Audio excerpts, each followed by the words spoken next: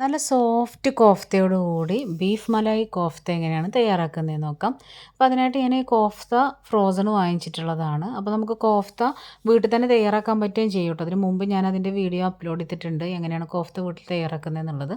അപ്പോൾ ആദ്യം തന്നെ കോഫ്ത ഞാൻ ഫ്രൈ ചെയ്തെടുത്തു. സെയിം ഓയിലിലേക്ക് തന്നെ ഒരു 3 സവാള കുറച്ച് വലിയ കഷ്ണങ്ങളാക്കിയിട്ട് അരിഞ്ഞതാണ്.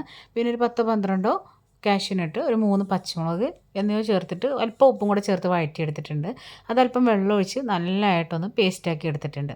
ഇനി കുറച്ച് ഓയിൽ ഒഴിച്ച് കൊടുത്ത് അതിലേക്ക് ബേ ലീവ്സ് 2-3 ചേർത്ത് കൊടുക്കാം. 2 കഷ്ണം പട്ട, ഇഞ്ചി വെളുത്തുള്ളി പേസ്റ്റ് 1 ടേബിൾ സ്പൂൺ, നേരത്തെ നമ്മൾ അരച്ച് റെഡിയാക്കി എടുത്തിട്ടുള്ള അരപ്പും കൂടെ ചേർത്ത് കൊടുത്ത് ഒരു 1/2 ടീസ്പൂൺ ചെറിയ ജീരകം പൊടിച്ചത്, 1/2 ടീസ്പൂൺ ഗരം മസാല, 1/2 ടീസ്പൂൺ കുരുമുളക് പൊടി, ആവശ്യത്തിന് ഉപ്പ്, ഇത്രയും കാര്യങ്ങൾ ചേർത്ത് നന്നായിട്ടൊന്ന് മിക്സ് ചെയ്ത് കൊടുത്ത് ഇതിലേക്ക് ഒരു 2 ടേബിൾ സ്പൂൺ നല്ല കട്ടിയുള്ള പുളിയില്ലാത്ത തൈരും കൂടെ ചേർത്ത് മിക്സ് ചെയ്ത് ഇതൊന്ന് തിളക്കാനായിട്ട് മാറ്റി വെക്കണം.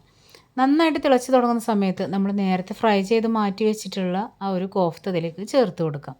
ഇനി കോഫ്ത ഇതിൽ കിടന്ന് സോഫ്റ്റ് ആകുന്നത് വരെ ലോ ഫ്ലെയിമിലൊന്ന് തിളപ്പിച്ചെടുക്കുക. ഇതിലേക്ക് ഞാൻ കൂടെ തന്നെ കുറച്ച് കസൂരി മേത്തി കയ്യിലിട്ടിട്ട് നന്നായിട്ടൊന്ന് ഞെരടി അതും കൂടെ ചേർത്ത് കൊടുക്കുന്നുണ്ട്. ഇനി ഇതൊന്ന് മൂടി വെച്ചാണ് കുക്ക് ചെയ്തെടുക്കുന്നത്. അപ്പോൾ ഒരു 5 മിനിറ്റ് ലോ ഫ്ലെയിമിൽ കുക്ക് ചെയ്തെടുത്തിട്ടുണ്ട്. എണ്ണയൊക്കെ നന്നായിട്ടൊന്ന് തെളിഞ്ഞ് വരുന്ന സമയത്ത് അല്പം കുരുമുളക് പൊടിയും അല്പം മല്ലിയിലയും കൂടെ നമുക്ക് തൂവിയിട്ട് ഇത് സെർവ് ചെയ്യാം. സെർവ് ചെയ്യുന്നതിന് മുമ്പായിട്ട് നിങ്ങൾക്ക് ഫ്രഷ് ക്രീം ഉണ്ടെന്നുണ്ടെങ്കിൽ അത് ഒഴിച്ചു കൊടുക്കാം. ഫ്രഷ് ക്രീം ഇല്ലാതെയും ഇത് സെർവ് ചെയ്യാം. പക്ഷേ ഫ്രഷ് ക്രീം ചേർക്കണമെന്നുണ്ടെങ്കിൽ കൂടുതൽ ടേസ്റ്റാണ് കേട്ടോ.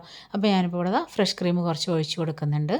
ഞാനിത് 2 രീതിയിൽ സെർവ് ചെയ്യുന്നതും ഉൾപ്പെടുത്തിയിട്ടുണ്ട്. ചപ്പാത്തി, റൊട്ടി, കുബൂസ് ഇതിലേക്കൊക്കെ നല്ല അടിപൊളി കോമ്പിനേഷനാണ് കേട്ടോ. അതുപോലെ വൈറ്റ് റൈസിലേക്കൊക്കെ നല്ല ബെസ്റ്റ് കോമ്പിനേഷനാണ്. നല്ല അടിപൊളി ഗ്രേവിയാണ് കേട്ടോ ഇത്.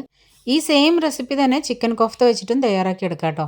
ഞാനിപ്പോൾ ഇവിടെ എടുത്തിട്ടുള്ളത് ഫാം ഫ്രഷിൻ്റെ കോഫ്തയാണ്, ഫ്രോസൺ ആണ്. അപ്പോൾ ഞാൻ പറഞ്ഞല്ലോ നമുക്ക് വീട്ടിലും കോഫ്ത റെഡിയാക്കി എടുക്കാം. കീമ വെച്ചിട്ട് നമുക്ക് റെഡിയാക്കി എടുക്കുന്നതിൻ്റെ മെത്തേഡ് എങ്ങനെയാണെന്നുള്ളത് ഞാൻ താഴെ മെൻഷൻ ചെയ്യുന്നുണ്ട്. അപ്പോൾ അതുപോലെ ട്രൈ ചെയ്യാം. അപ്പോൾ കുറച്ച് ഞാൻ ക്രീം ഒഴിച്ചിട്ടും സെർവ് ചെയ്തിട്ടുണ്ട്. അപ്പോൾ അതുപോലെ ക്രീം ഒട്ടും ചേർക്കാണ്ട് സെർവ് ചെയ്തതാണിത്. ഏറ്റവും കൂടുതൽ ടേസ്റ്റ് ക്രീം ചേർക്കുമ്പോൾ തന്നെയാണ് കേട്ടോ. അപ്പോൾ അത് കട്ട് ചെയ്യുമ്പോൾ കണ്ടോ നല്ല സോഫ്റ്റ് ആയിട്ട് തന്നെ കിട്ടിയിട്ടുണ്ട്. നല്ല സൂപ്പർ ടേസ്റ്റി ആയിട്ടുള്ള അടിപൊളി ഗ്രേവിയോട് കൂടിയിട്ടുള്ള മലായി കോഫ്ത കറിയാണ്. അപ്പോൾ ഒന്ന് ട്രൈ ചെയ്ത് നോക്കാൻ മറക്കണ്ട. Thank you.